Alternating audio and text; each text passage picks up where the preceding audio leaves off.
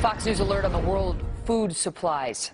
We have been tracking this story for a few days now, and it is getting quite some attention. Food supplies getting very tight. And on the commodity markets, food prices soaring to levels never before seen. It has been gradually showing up in our supermarkets, and you're going to pay for it in your pocketbook.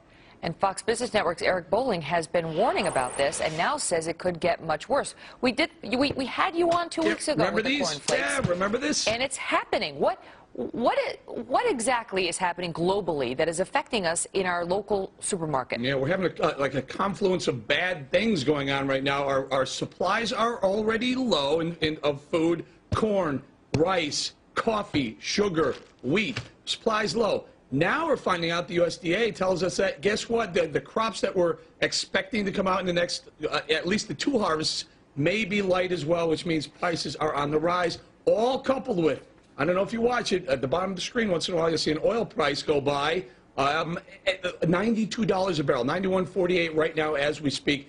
Those prices are going up. Here's the issue, Megan.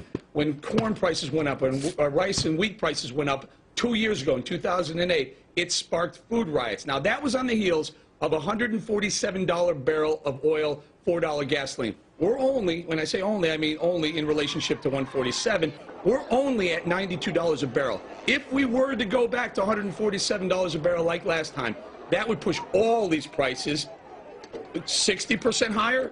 That's a big problem because these prices are high right now on the wholesale level. They're making their way to the supermarket. Go to the supermarket. And the thing is, they're not only talking about higher prices, which is a big enough concern, but they're also talking, the World Economic Forum apparently warning that a rising global population, greater prosperity, are putting unsustainable pressure on resources. And they say, Eric, we could be looking at the specter of shortages, which could lead to social, political instability, geopolitical conflict, and irreparable environmental damage. I mean, this is something that could affect us on many levels. Not could, will affect us. You see this, I'm holding up rice right here, because in 2008, when oil went to $147 a barrel, rice prices spiked to $25 per 100 metric tons. They're right now around 20. If we were to see that again last time, the food riots that you saw on the side of the screen a little while ago would pale in comparison this time because people aren't as well off. The last time this happened was on the heels of a very robust world economy. We're not there right now.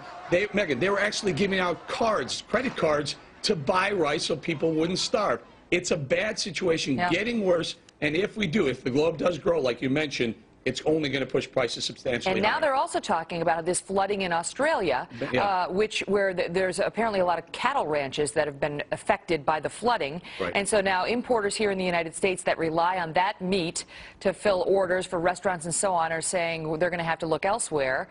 And that may cause some problems because, you know, there's been some problems with importing meat from other places like South America. So now Americans could be affected in more ways than they know. Let me show you how these things work. Australia is known for producing 2 things, a lot of meat and also a lot of wool. What happens with the meat? Meat prices rise. They've been going up. Wool prices, what else do you use besides wool as a complementary item or a commodity?